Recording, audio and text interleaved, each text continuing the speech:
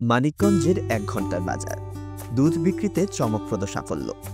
মানিকগঞ্জের সাটুরি উপজেলার বরাইত ইউনিয়নে গড়ে উঠেছে দেশের অন্যতম বৃহৎ দুধের বাজার, যা স্থানীয়ভাবে পরিচিত ১ ঘন্টার বাজার নামে। মাত্র ১ ঘন্টার মধ্যেই এখানে বিক্রি হয় ২৫০ থেকে ৩০০ মণ দুধ, যা মাসে গড়ে প্রায় ২ কোটি টাকা আয়ে পরিণত হয়। প্রতিদিন সকাল ৯টা থেকে ১০টা পর্যন্ত এই বাজারে চলে দুধ বেচাকেনা।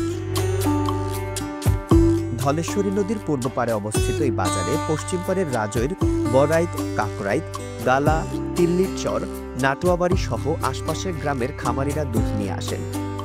নদী পার হয়ে সিলভারের কলস ভর্তি দুধ মাথায় করে বাজারে হাজির হন তারা।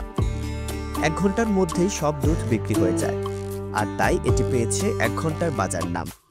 এই অঞ্চলের মানুষের প্রধান জীবিকা কৃষি হলেও গাভী পালন এখন অন্যতম আয়ের উৎস হয়ে উঠেছে। প্রায় ১৫টি গ্রামের ৩০০রও বেশি খামারি এই দুধ ব্যবসার সঙ্গে যুক্ত। প্রতিটি কৃষকের বাড়িতে অন্তত কয়েকটি করে গাভী রয়েছে, যা থেকে প্রতিদিন বিপুল পরিমাণ দুধ সংগ্রহ করা হয়। বাজারের পাইকাররা দুধ সংগ্রহ করে প্লাস্টিকের ড্রামে সংরক্ষণ করেন এবং তা মানিকগঞ্জ, টাঙ্গাইল, গাজীপুর, ঢাকা সহ দেশের বিভিন্ন অঞ্চলে সরবরাহ করেন।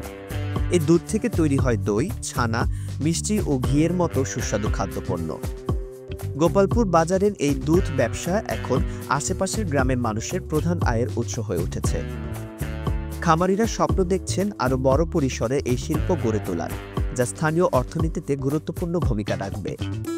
স্বল্প সময়ে বিপুল দুধ বিক্রির এই বাজার এখন দেশের অন্যতম অনন্য একটি দুধ ব্যবসার কেন্দ্র।